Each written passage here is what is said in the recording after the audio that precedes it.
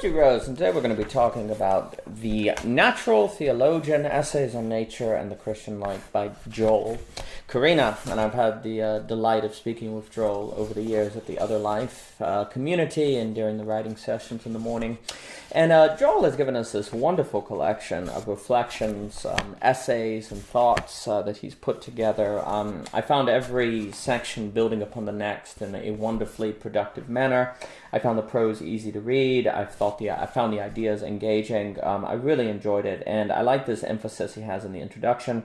The fact that reason and experience play a role in theology is the reason for the divergence between different interpretations of Scripture correctly, but in an unexamined way, thought and experience are influencing different theological formulations. So we can't really just read the Bible as if we're not, interpreting it. The very fact that there are different views means that there's interpretation going on.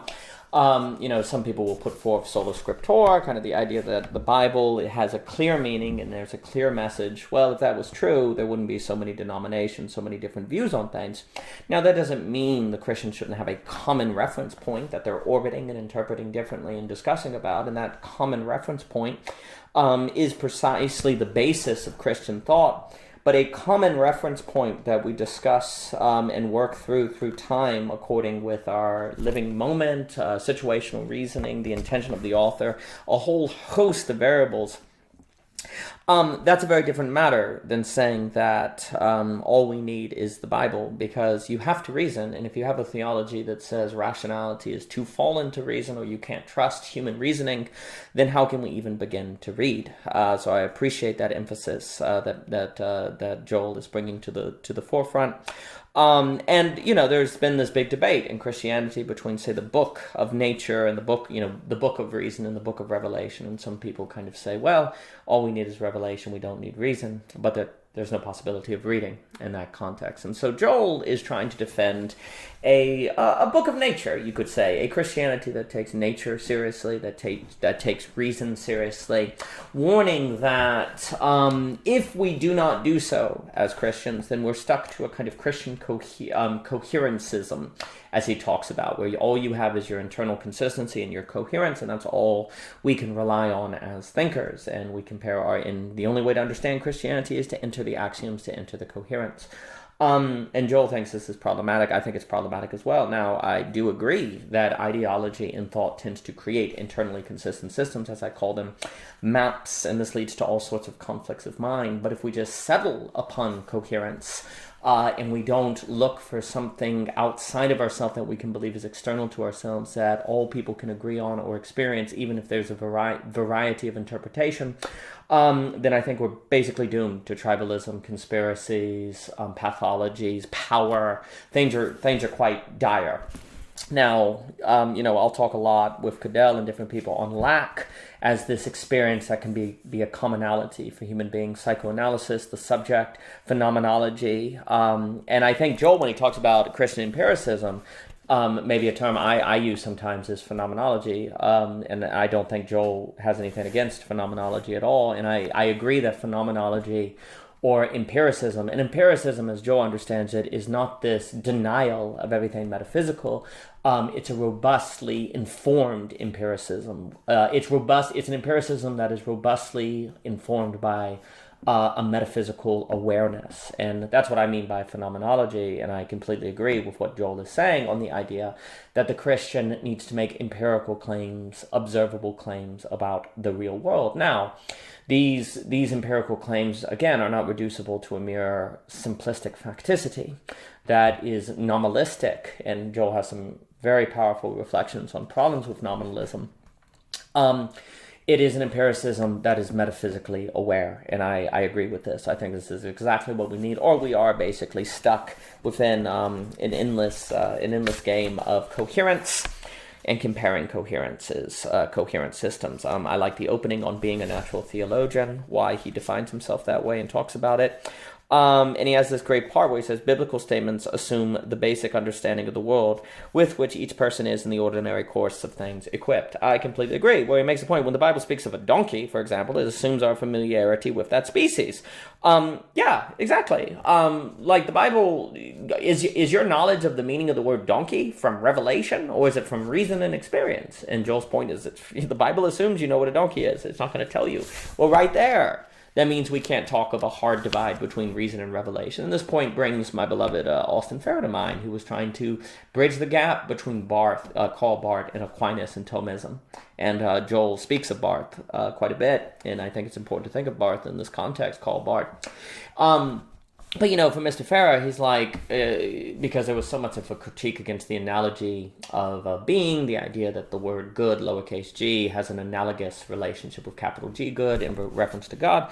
And Mr. Farrer is basically like, well, the moment you speak a word is analogous. A word is not a hard, clear meaning. And that brings to mind some of the work that when Joel talks about Sol Kipke, on the idea of the debate on words as either names or tags, and you have John as the name, but then Annette, as Frege talks about, being like baby. The word baby is something that can catch anything that meets that criteria, but Kripke is ultimately going to say that everything is tags, that words refer to. It's more like tags in a grocery store, as Joel puts it.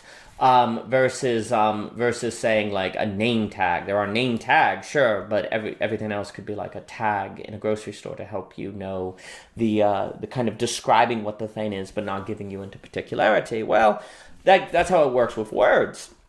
And Austin Farrer is like, you cannot escape the fact that words have this analogous kind of relation when they're defining things. They don't define things in this very one-to-one signifier equals signified way. Well, that being the case, that all right there means you can't really have this hard divide between revelation and reason, because words themselves have a reasoning in the background. Words don't tell you what they mean, I think is what Cardinal Newman once said. So just because the word donkey is in Revelation, the revelation seems like it tells you what a donkey is, but really you're reading from the word donkey, and you're reading the image of the donkey in your head when you read the word donkey in the Bible from experience. The image of donkey comes from experience and reasoning, which you are in a way summoning when you read the word donkey in the Bible, which makes it seem like the definition of donkey comes from the Bible, but it does not.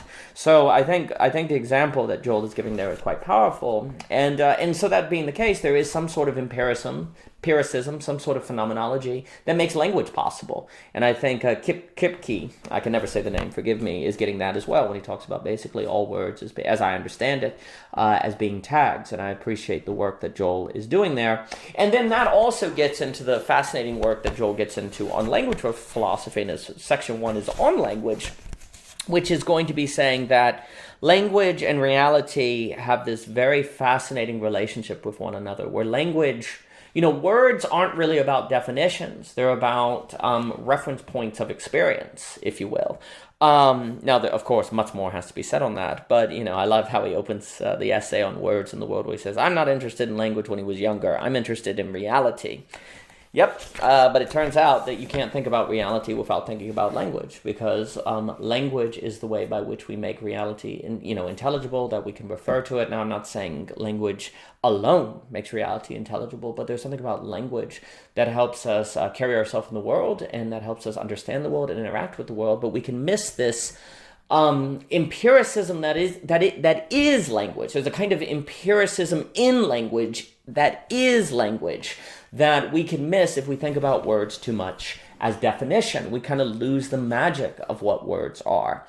I really appreciated this one on the assumptions of analytical philosophers, where he's talking about Frege, and there really is this the way that he talks about it. He has this wonderful line where he says, analytical philosophy is nominalism masquerading as realism. That's quite powerful. And what he's getting at is, to put it very simply, I highly suggest you read the essay, is that in analytical philosophy, there is a division of reality into objects and properties. And once you do that, you can start kind of making this mathematical philosophy that you'll see, and you can try to arrive at a minimum ontological commitment is something that's also big in analytical philosophy. And the minimum ontological commitment, you could say, is the division of reality into objects and properties. Well, that right there is a historically, problematic metaphysics. What if reality is more situation and relation? What if relations are ontological in a Leibniz sense, or the communal ontology of that Trey at Tellerspound will talk about? The entire possibility of this analytical philosophy requires a division of objects and properties, which assumes that that's valid. What if it's not? Well, then what you end up doing, the other thing that you end up doing there is you're treating ideas like ideas. You don't really believe in ideas, and you're saying that mathematics are forms of ideas, or they're kind of abstract entities that have existence independent of the physical world. But those abstract entities are defined as themselves relative to an assumed metaphysics that divides the world into objects and properties. Well, those don't exist. Well, that means the only thing that actually exists is the physical world, so it is a nominalism. See, that's kind of the move there. If you have a metaphysics that defines the world according to something the world isn't, then that metaphysics isn't real, so your quote-unquote philosophy that's supposed to be different from science actually just becomes a testament to facticity, and it is actually nominalism. And I think the way he gets at that is really well.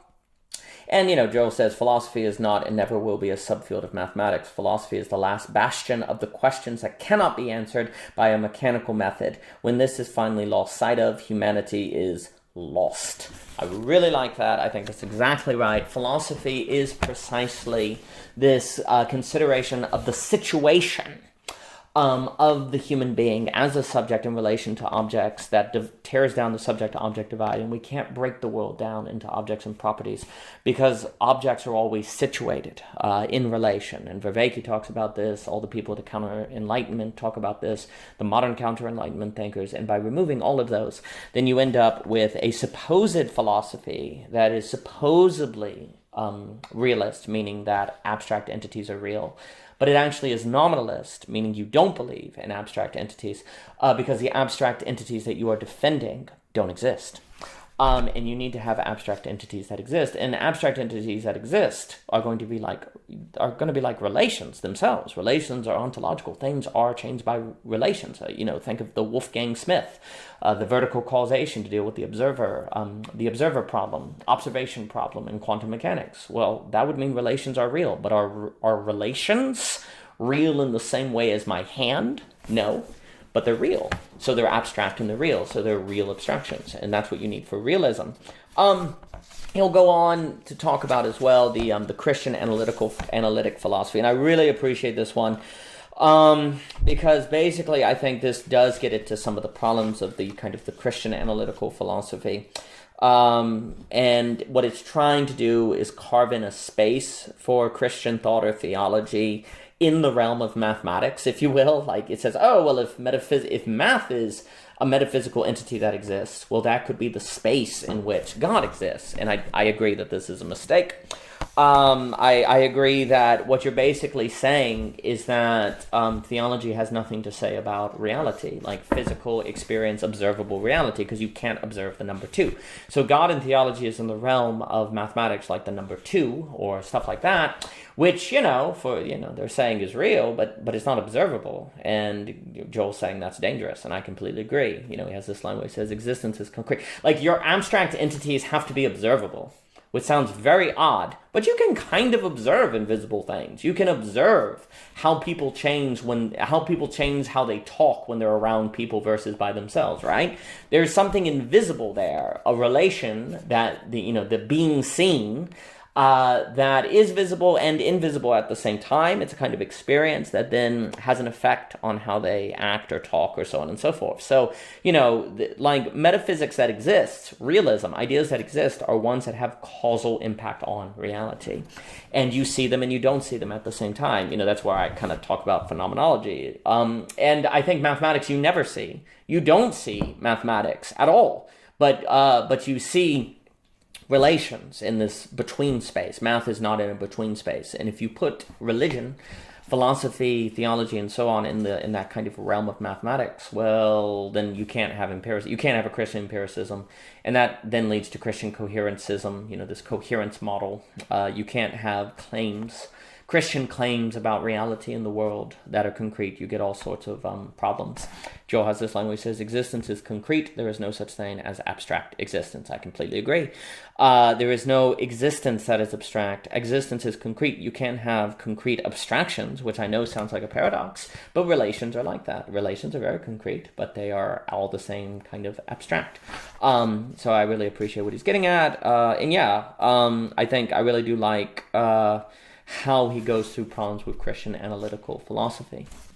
Next, he has this essay, The Perennial Philosophy of Language, that was really excellent. And I liked how he talked about his breakthrough in understanding the role of language in philosophy, talking about Aristotle's distinction between action and activity, where he talks about, if I said for some verbs, once it has been said that you are Xing, then it can be said that you have X'd. So dancing, for example, anyone who has been dancing for however short a period of time has danced. For other verbs, there is no such implication. Filling out a government form, for example, I was filling out a government form. So you filled out a government form? No. So just because you were filling out a government form doesn't mean you did the thing or finished the thing. So there's a difference between action and activity.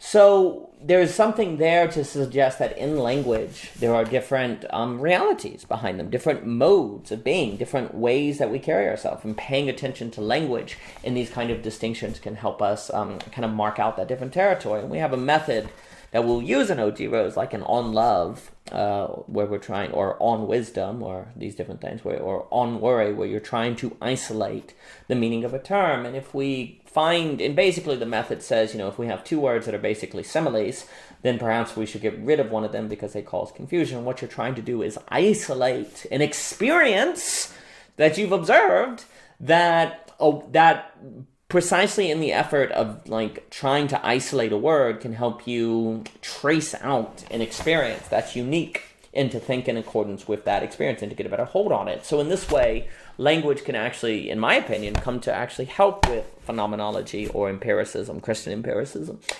because it can point to experiences that you need to better define from other experiences. You using language this way as a method of definement can help you take your life as one blob of experience and start refining it. The piece on the Divine Dictionary Review is really good. And I really like here where he talks about the difference between John Stuart Mill, Frege, Kimsky, Samuel Kripke. I've been saying Kimsky, but Kripke, on the notion that really words are all tags. While there's much to say, the fruit of the Kripkean revolution is that even such general terms are effectively tags for natural kinds of things that exist in nature and are the objects of scientific inquiry. So that's from the essay. And really all words are kind of tagging observations. They're tagging things we experience. And what our words mean depend on how things are in the world. I think that's wonderful. And so we really need to, pay attention to how things are in the world. So I think that's really well put. The next one gets into common grace, section 2 of the book, the collection, because Joel separates the essays into sections in the collection, the one on common grace. I really appreciate this because I think common grace, as some people mean it, is extremely problematic. He talks about, Van Tillian's, that movement of theology is very problematic, where common grace is a kind of magic. So there's this, really it gets tied together with certain notions of total depravity, which Joel has a great essay on that, where he tells us that total depravity was more in regard to the will, not human thinking. We've come to think of total depravity meaning that humans can't have thoughts about the real world and can't access truth, when that's not what it means. It means that we as human beings cannot will ourselves out of our own condition. And I'll talk about irony and sin, where, and what we will tends to be the very thing that keeps us from what we want. And I think locating total depravity in terms of irony, the will, want, desire, is much, much closer to the truth than locating it in terms of thought. Oh, we can't think truth. And then basically what ends up happening is if human beings are incapable of accessing truth on their own, or they're quote-unquote totally depraved, then the only way they can ever say anything true or anything accurate is by a quote-unquote grace that's kind of just working around. And whenever somebody says 2 + 2 = 4, it's because common grace was there, basically. Now, there's a lot more that can be said, about that. And excuse me, and I think also this is a good example, and this has to be talked about in Belonging Again too, on even if we have a faithful presence, as Dr. Hunter talks about, and I agree with this idea of the necessity of Christians to occupy places of influence, if they do so with the wrong theology or the wrong ideas, then the impact might be quite minimum, and that gets into the difference, bringing McCloskey and Hunter together. I think that has to be done. And so there's another issue that happens here where there might be kind of a psychoanalytical reason that people accept this notion of common grace is if you don't say anything that can be seen to be true apart from special revelation, you simply relieve yourself of the duty of talking to non-Christians or presenting Christianity as true. This is very powerful, and I completely agree. If the world is entirely fallen, you're not responsible for doing anything about it, or it's a kind of avoiding of responsibility. So then you can kind of stay in your Christian tribe and not think beyond it, and it's not your fault. I think there's a psychoanalytical reading of common grace that could be brought to the fore. I love how he talks about Bonhoeffer and penultimate things mattering. Penultimate things matter. Not just ultimate things, the way Bonhoeffer talks about that. I've always loved Bonhoeffer talking about the difference between the cost, the cheap grace, costly grace, and the cost of discipleship. I think that's wonderful. I think it's also important where Joel says that common grace can't be a simile for nature. I think that's correct. He has that essay on that. I also like this idea of saying we're fallen, but not, if total depravity means we're fallen, that's fine. But we got to be careful before we start saying, we're fallen but not destroyed. Like we're not useless. I think that's exactly right. Again, thinking of fallenness as humans are always prone to irony, self-deception, willing in a manner to keep up their pride, so on and so on. I think this is how we have to take it on. I really like this line as well. It's not heard that he said, I went to the University of Chicago where the reading room included this phrase etched in stone: read not to contradict nor to believe, but to weigh and consider. I think that's really, really nice. So he has another one on the doctrine of total depravity. And then, I have suggested, this is from Joel, I have suggested that the fall of man affected his will primarily and his intellect indirectly. Yes, I agree. I think that's correct. It's like total depravity primarily means that every human action is vitiated by sin such that we are incapable of acting purely. Particularly, man cannot will the good of salvation in Christ with the humiliation and, the humility this requires. I agree. So there's this notion that there's a certain hindering of the will that has occurred. That's very different than talking about a hindering of the intellect. To say that, for example, in Lacan, we're constantly avoiding the real, right? We don't want to confront the real. We want to use the imaginary and the symbolic to avoid the real. We are constantly trying to deny our castration, to use Lacanian language. We're constantly trying to situate the other in a relationship where they can't surprise us. Well, this would all speak of a kind of total depravity. This is what the will does. This is how we tend to use desire. And yeah, there's something about kind of, it's almost like you want to talk about a total entrapment, a total irony, total depravity. Depravity seems quite problematic. He has some pieces on Aaron Renn about common grace and how that's hurt the notion of Christians moving into how common grace has hurt Christians from moving into positions of leadership and authority and, in society and, dealing with penultimate things. I completely agree. Ultimately the view of common grace, as talked about in Joel's collection, means that there's nature is a threat. Like, you can't use nature as observations because nature is fallen. So the notion of a Christian empiricism is impossible. And I think that's a big problem. So he has a number of essays on Aaron Wright that I really like.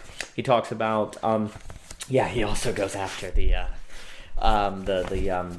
biblical. A lot of the biblical criticism, I agree, is very coherent. There's a lot of coherentism, not nearly enough phenomenology or empiricism. I really like when he talks about Niebuhr.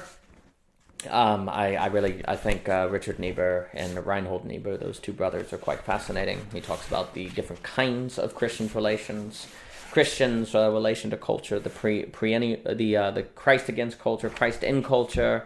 Then you have Christ above culture, Christ in culture and paradox, and Christ the transformer of culture.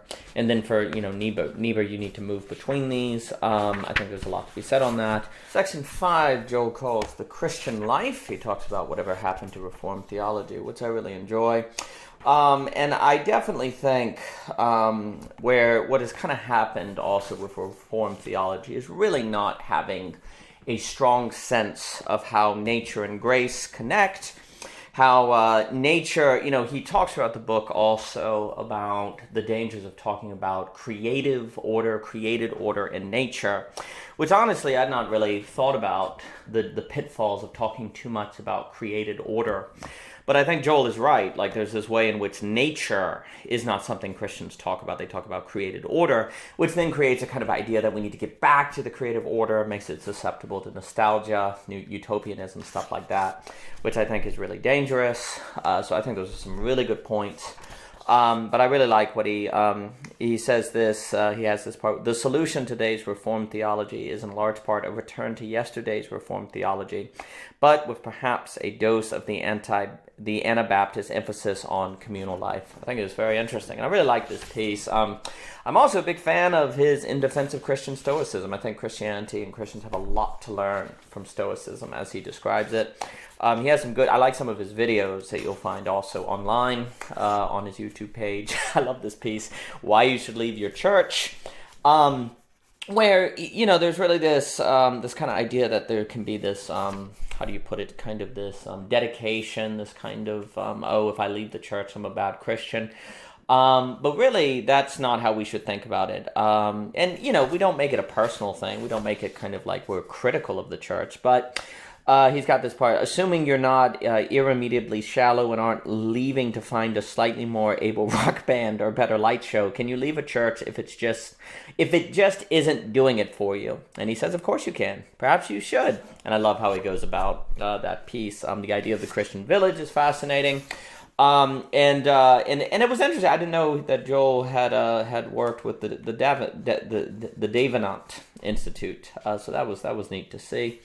I have some friends, Tim, who talks about that, and I think the idea of the Christian village, and something is interesting, makes me think a bit of the Benedict option, although I know there are differences, Ivan Illich, and there's something to be said about the internet possibly helping address the information problem. Like, how do you find other Christians or other people that are similar enough or have overlap, not to form a tribe, but who are kind of theologically aligned enough and interested enough in ideas to get together. And I do think the internet may help solve what was before kind of an only way you could, a problem, and I was talking with Christian about this, a problem you could only really deal with by logistically living close to people, like in a city. And so the cities were very powerful because they had the marketplace. But it might be possible the internet, especially by internet, we're thinking Zoom, we're thinking these long-form discussions, these communities like VoiceCraft, Other Life, Philosophy Portal, Halcon Group, I can go on, Theory Underground. I think there's a lot of hope there. So that was interesting. The federal vision was very interesting, this piece here I didn't know about. I thought that was really interesting. I'll let you just kind of ways to define and talk about what is the federal vision. Section 6 is going to talk about same-sex attraction and Christianity, and I really appreciate Joel's way of thinking about this, where we shouldn't think of sexual attraction as some sort of total depravity, but that, there's a difference between talking about sin and the kind of misery of a fallen creation. There is something that can make you miserable about sex and sexual attraction. Homosexual, heterosexual, there's something torturous that can be torturous about libido. But it wouldn't follow from this that sexual attraction is therefore evil. And I think that follows from tendencies to conflate nature and created, to think of nature as fallen, and we're not talking about nature enough And I'm a huge fan of Joel's thinking on Bonhoeffer and all this, and how Bonhoeffer helps us get back to nature. And I really, really think that's important. I love how Joel also says you can't think of something as a sin that's just a brute fact. Sexual attraction is a brute fact. So the attraction itself is not a sin. The question is how the sexuality is used, I think that, or ordered. I think that's a huge, huge, huge point. So I really appreciate how he was thinking about that. I also agree that we've got to be careful, like this whole like identity thing, talking about our identity. I think there's a lot of danger to that. And yeah, let me read that. He's got this part on Bonhoeffer. Strikingly, Dietrich Bonhoeffer actually argues for the use of the category of nature because it is about the world in its current fallen condition. If we think too much about the created order, we might not deal with the world we find ourselves in. And I think that's really hurt us when talking about things like sex, marriage, attraction, so on and so forth. But he also has a part where he talks about the dangers of identity, Christian identity, homosexual identity, heterosexual identity, and the dangers of thinking about identity, because there's something fundamentally overly liberal, individualistic with that, and it really hurts us. We need to think more communally. And I think that, and I like this part where he says, a proper Christian response to homosexuality and transgenderism cannot be doctrinally self-enclosed, but must recognize the reality in fallen nature of homosexual sexual orientation. So you have to look at reality, and this is where the Christian empiricism is so important. Like if you start talking about, X is fundamentally sinful, and you don't really have to think about it. You don't have to approach it, and this is going to lead to Christianity that is not able to deal in the culture. And so I really like that. And also the line here that he talks about, instead of talking about, he says, so on the topic of identity, my first recommendation is that we drop the language of identity. It has always bugged me. Yeah, I agree. We should settle for the description of our nature. And I think, look, this is another example of where we can't even think what Joel's talking about if we don't have something like Christian empiricism. Like, description is superior to identity. And I think that's quite clear because description also is more open. It's not so closed. It makes space for change and transformation, where identity tends to be a box. So I really like this idea of like, what is our description versus what is my versus what is my identity? What is my description versus what is my identity? And description then is very empirical or phenomenological. So I really like that. Yeah, and I think also just this, also this idea of identity is in the same way there's trouble when we treat words as definitions versus words as referring to empirical experiences in the world, which gets back to the Sol Kripke stuff. I think the same has happened with identity. We treat identity as if we are that identity, and identity is a quote-unquote definition, basically. So how do you define yourself? When really a name is pointing toward an experience. So it's much better to think about description. I think that's exactly right. He has this paper too on the time I wrote Agnes Callard a paper on love. This is hilarious, and I really like this. I like what he says on love, on this distinction between nature as union and a robust concern. I think he is correct to be concerned about understandings of love that are too individual-centric. And I think there's also such a danger, so he's got this part where he says also, where we got to be very careful about love that's too individualistic and liberal. So this great part, when you love someone, you don't want them to achieve whatever they think will bring them happiness. You want them to achieve what will actually bring them happiness, or better, what will actually be the higher good. And so, you have this balance here in love, and it actually made me reflect on my own work on love and different things, because there's a part in the paper on love where we talk about, you in love allow an individual to become someone that might be harder to reach, in the sense of they become more complex, they get more experiences, they have more memories, they become more refined, and so they're more difficult to know, and yet you continue to love them. But by that, so there's something for me about love that requires the honoring of a particularity, but then there's also this danger of the one you love just letting them go, like letting them go pursue their career, as if that is what's going to bring them ultimate happiness. And I think this is a very important distinction that has to be maintained between this kind of, oh, if you love someone, you'll let them pursue their career. And also, is not love a kind of, you can't imagine living without them? You don't want to let them go? And, that's when the Bible says God is jealous. You say, oh my gosh, jealous is a terrible thing. Well, there's a form of love that is you don't just want a person to go be anyone. You want them to be with you, because there's a communal ontology, to use Trey's language, that can be maintained no other way.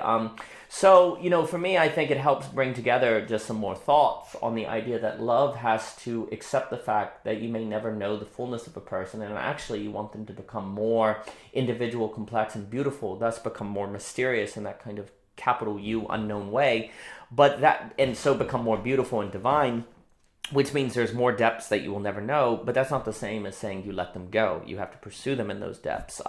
So I really appreciate this paper because it made me reflect on my own work as well, and to think about ways perhaps to refine it. And that's something I really appreciate about Joel. Joel gets me thinking. Joel makes me reflect on my own work and to become more careful with it and to refine it better. And I really, really appreciate that. But yeah, I really agree that much of what we define as love is basically liberal individualism. I think that's really bad. And I love the quote from Hegel that he included. The first element in love is that I will be no longer an independent, self-sufficing person. And that if I were such a person, I should feel myself lacking and incomplete. That's exactly right. And so there's a way in which you can't let the person go, because that would be cutting out your heart and you would die. And yet at the same time, how do you not want to let a person go without becoming possessive? And to me, that's where love has to be this honoring of a kind of mystery. That's a difficult art form, but I think it's very possible. Love becomes more like art. I do really appreciate this piece on Tim Keller and Kevin DeYoung on same-sex attraction, sexual attraction. This idea that, Jesus was only tempted passively. He didn't have a nature that could be tempted. I think this is a huge mistake. I really agree with Joel here. For me, the very capacity to sin is also the capacity for good. Sin is misordered good, as Augustine told us. Lust is misordered love. Sex isn't bad, but lust is. Food isn't bad, but gluttony is. So it's a misordering of a capacity. And this kind of idea, if the capacity for sin is evil, then the capacity for good is evil. And that doesn't make any sense. And I think this leads us in a really problematic dimension of, nature is bad, creation is good, as if nature and creation are different. So this is all wonderful. And again, I'm a big fan of Bonhoeffer, and he has this part. Dietrich Bonhoeffer explains what happens when Protestantism loses the category of nature. The category of nature describes the world as it is in post-Larxian state, the combination of created nature and fallen nature in unity and tension. A mere affirmation of creation suggests that in some hypothetical state long ago, the world was good, but nature, the stuff around us right now, the stuff is gross and corrupt, sinful nature. Exactly right. This is a disaster. It's a disaster. Section 7 is Christian realism, which I really like. I really am a fan of how Joel is describing direct realism. Again, I've always kind of leaned toward talking about phenomenology, the creative act, paying attention to the creative act, but this kind of idea of a point of contact, direct realism, as he calls it, provides the point of contact, common ground with unbelievers. I think this is huge, because there's no possibility of democracy or substantive democracy or having pluralism not to be disaster if all we are is locked in our internally consistent systems. Now, the truism of the rational is extremely concerned with the problem of internally consistent systems and the natural tendency of thought to move into a coherence it cannot escape.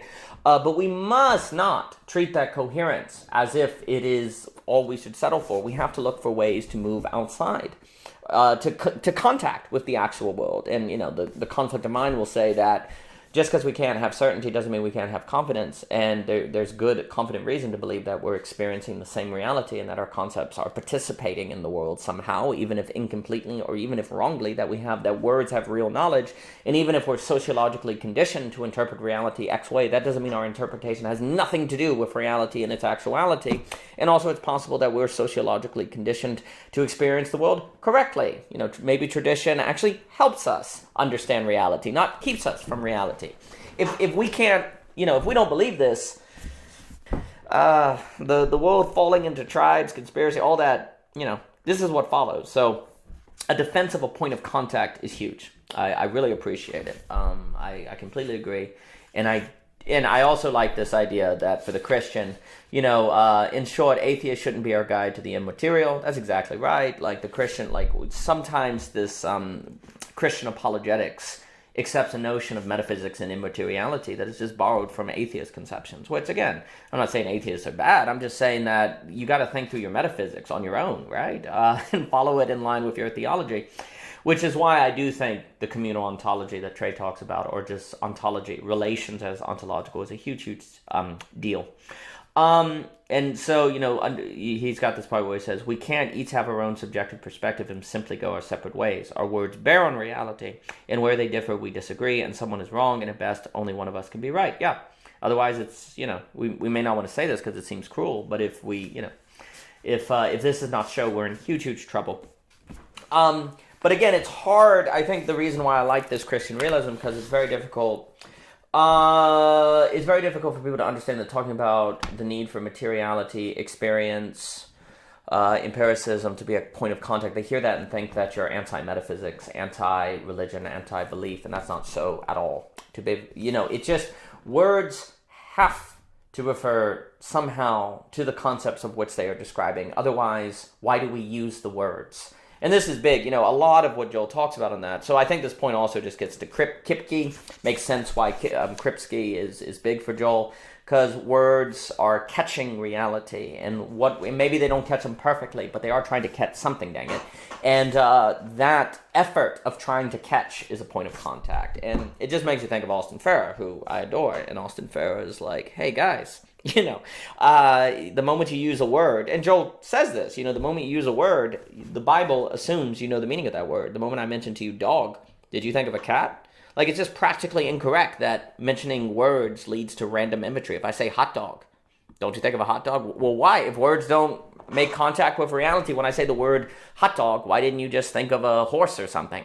Like, we do not practically experience words as if they don't connect with phenomenon. We don't have random thoughts in our heads when we hear certain words. So why do we act as if words have nothing to do with reality? They clearly point us in a direction.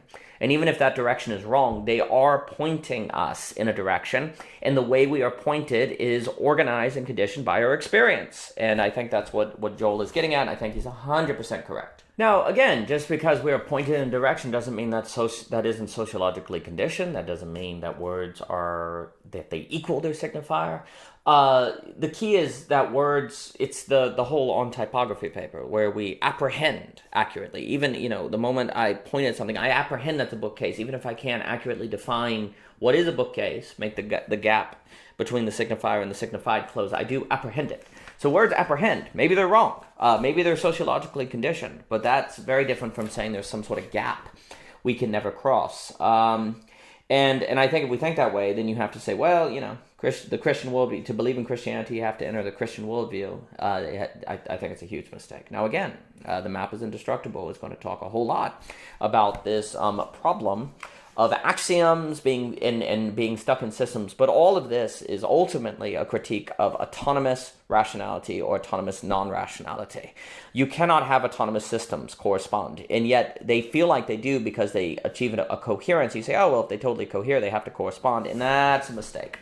So again, I have sympathies, and I agree with the difficulty of the challenge of presented by, some would say, Kant, and sociology and so on and so forth. But this is where phenomenology is a big deal. And, I think psychoanalysis is experienced. If we get into Lacan and different things, all of that may sound like it's not empirical, but it's very experienced. It's very experienced. It's very concrete. The essence in Hegel, science of logic. Anyway, Joel has a reflection on the difference between critical realism and direct realism. And he says this, Joel writes, in short, my argument is that our concepts must be themselves received from and reflective of the world, or they are not just incorrect, but empty or meaningless. It's very well put. You see, however, if words don't somehow come from the world, then they're random. And that means they're just empty or meaningless. And that would also mean our concepts are imposed upon the world, and they don't help us interpret the world. So, in order for our words to somehow help us interpret reality, they have to do something with reality. They couldn't even help us interpret if they had nothing to do with reality. If we were simply stuck in our thoughts and they didn't correspond with anything, then they wouldn't help us interpret. Yeah, sure, we can't get an objective view of reality without interpretation, but interpretation is interpretation versus randomness precisely because there's some degree of possibility of participation. If there's no possibility of participation, then the word interpretation has basically is a simile for random guessing. And no one practically lives that way. So there has to be some sort of connection between words and thoughts and reality, or we don't interpret anything, we guess. And I think that's an important difference that Joel's pointing at. Yeah, and I think for me this just brings in Hegel, where Hegel is concerned on the separation between the phenomenon and the noumenon. He's like, no, the noumenon is in the phenomenon. This division between thought and thing is something in thought, and so it's part of thought. So it's something that thought imposes upon itself to know something about itself. That's not the same, though, as saying that thought cannot access reality. I appreciate, I didn't know about these terms, so I appreciated what Joel wrote. In analytical philosophy, it's called meaning externalism. Meaning externalism is that the meaning of our words or concepts is not determined by what's in our minds or head, whereas meaning internalism would say that they are. So Joel is supporting meaning externalism, not meaning internalism, and I agree with him. And so I really appreciate that distinction between critical realism and direct realism. Yeah, and so there's something about experience and ideas catching something. They're catching something. They're pointing to a description. So if we want, the funny thing about this is it would mean that if we want to use language well, we have to use our eyes well. We have to see well. Seeing and speaking are profoundly connected. If we're not good at experiencing life, we cannot speak of it well. And I think Joel has helped bringing that together. So when you just want to say, if you're a Christian, you talk about sharing the gospel. Well, you're not going to be able to share the gospel very well if you're not able to see the world that's there. Like not the created order, but nature. If you can't see nature, then you can't really speak about the gospel because the gospel is about redeeming nature and in nature and what nature is. So Christian empiricism in this sense, Christian phenomenology, however we want to language this, is completely and utterly necessary for the possibility of speaking well. One cannot speak well if one does not see well. Joel then has some pieces on toward a sophisticated realism. I really like this piece. And he says, in short, the possibility of error does not lead to the impossibility of knowledge. Rather, the possibility of error is an indication that there is such a thing as reality, which, if we could apprehend it, would give us knowledge. Exactly. Like the moment we talk about mistake, how can you know a mistake is a mistake unless you can have some sort of accurate and true apprehension of reality? It's the same way that I like to say that the very fact that you can feel like your freedom is being taken means you have reason to think you had a freedom that was taken, right? When someone asks you to go to the movie theater and you don't want to go, but you don't want to tell them you don't want to go because they might have their feelings hurt, you feel the loss of something, and that would give you reason to believe that there's freedom. Again, where he's talking about language, this kind of idea when we say the word man, when the Bible says man, it's just like no one treats words like no one experiences a word as a definition. Like when I hear the word man, I don't remember the definition of the word man. This kind of gets into the difference, I suppose, of Derrida, where definitions entail words, entail definitions, and definitions entail words. So it goes on and on and on. All of that must suggest that language is more so a tag, like in a store, to go back to Kripke, that is pointing and referring to experience.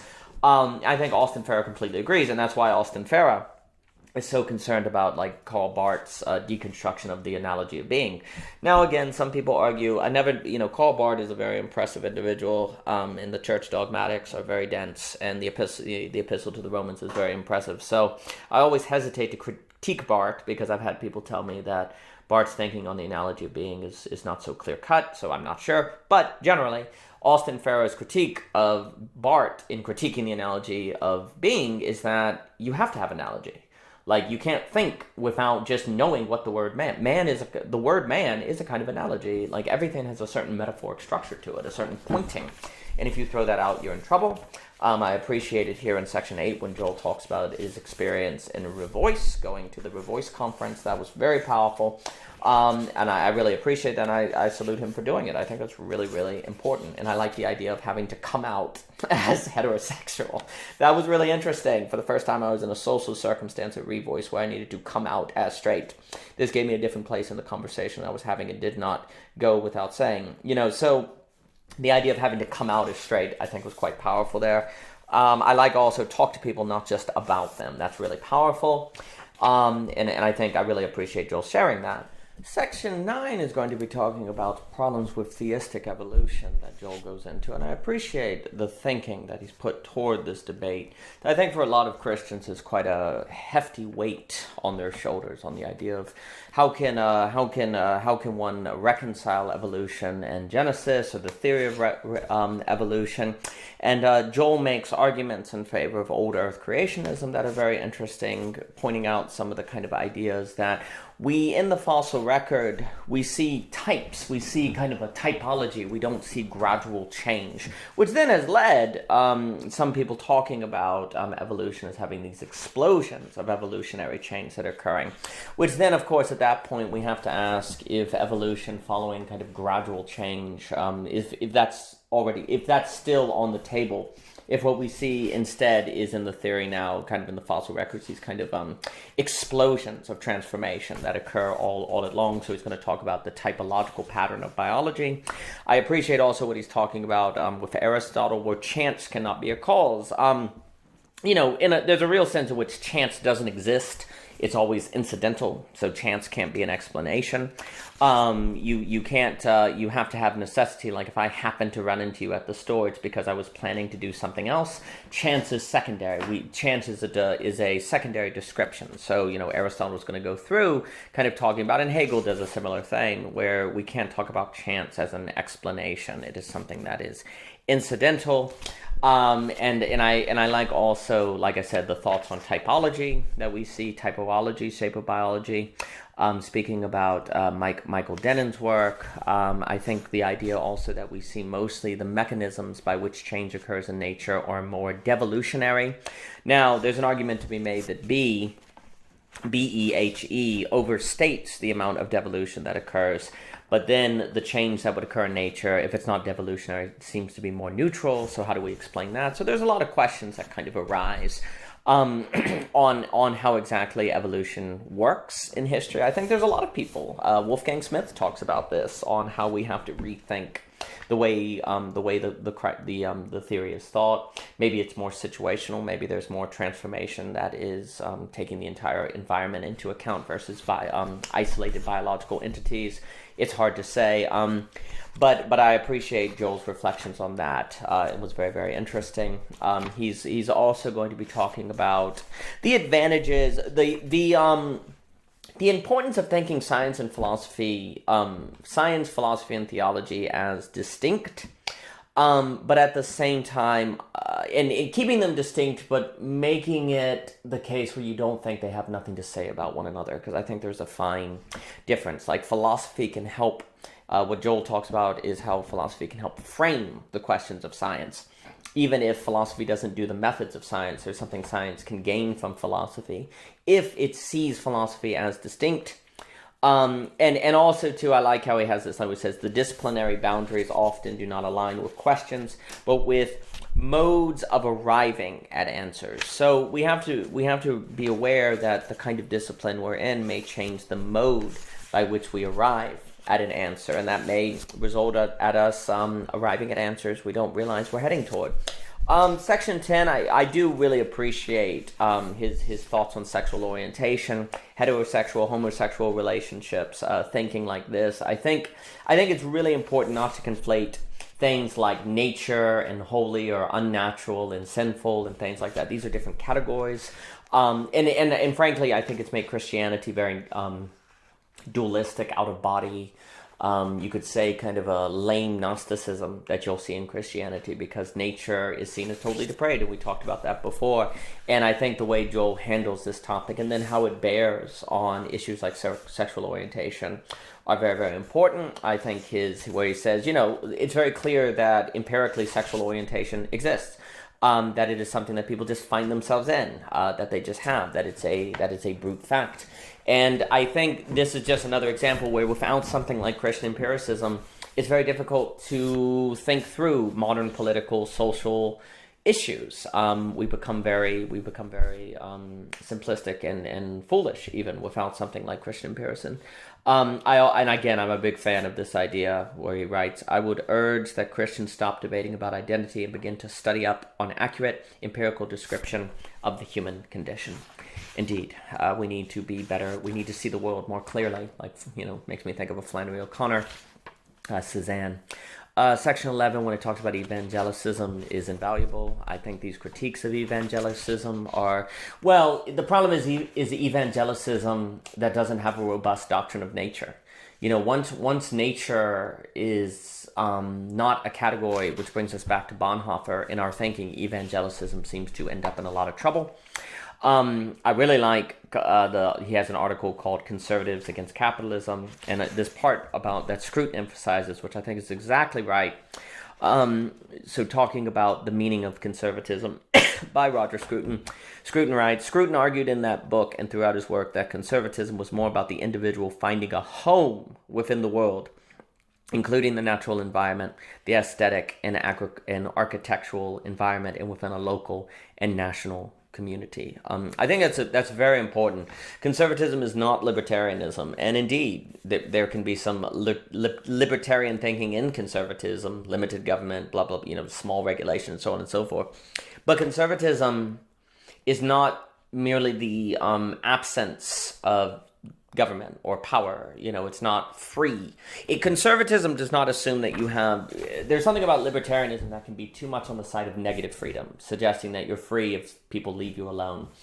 There's a lot of truth to that. I have incredible sympathies to it. But I think the notion of the concept of home and roots being something Simone Weil discusses, Givens being something Philip Reeve talks about. Conservatism is more about finding a home within the world. Now, as belonging again gets into, the very means by which we have found a home throughout most of history has been a source of exclusivity. It is kept out minority, so we have to think about home in a new way. But it won't do to ignore home or to pretend like humans can live without home. We need a home. The question is, how can we do home in a better way? And that's where, I think the meaning crisis has a lot to do with people not having a home, feeling disabled from creating a home, et cetera, et cetera, et cetera. And the question is how we might, and the meaning crisis, there was a sign of hope in so much as we today refuse to find home in old ways of finding home, which may have been in like xenophobia, racism, exclusivity, and so on and so forth. But that leaves us in a difficult position because we're trying to establish home by a higher standard, and we may not yet know exactly how to do it. But that doesn't mean there isn't a nobility in taking on the effort. I like how he talks about Aristotle. I like this part one on why you shouldn't go to seminary. He and I talked about that some, which was really good, on the difficulty, the ways that seminary can actually remove you from the Christian light. He has one on how to be a post-theology nerd. I really like the essays against fear. Fear is really destructive to faith. Fear is the opposite of faith, in my opinion. And I think much of theology has become very fear-based. And I think that's a big, big, big problem. I think fear in kind of infiltrating Christianity, rather it be through an apocalyptic thinking, rather it be a fear of cultural influence he talks about, a fear of secular sources. He really goes through quite a few sources of fear that have been very, very dangerous to Christianity, and that has hurt it and made it unconcerned with the penultimate thing. And I think that's really good. And so the essay collection is just full to the brim with wonderful reflections, wonderful thoughts, pieces out you'll think about long after you finish reading the book.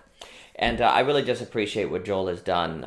It's a very diverse collection. It takes on a lot of different issues. It's very coherent. I think it has a lot of, it just has a lot of depth. It has a lot of work that goes into each one of these pieces that Joel has just made very accessible and very enjoyable to read. So I would highly suggest that you pick up The Natural Theologian today. You can check out his Substack. His Substack is excellent. And I really appreciate what Joel has done here. And so please pick up a copy today. Again, for more by The Natural Theologian, please check out The Natural Theologian on his Substack. Just look that up. And thank you so much for your time.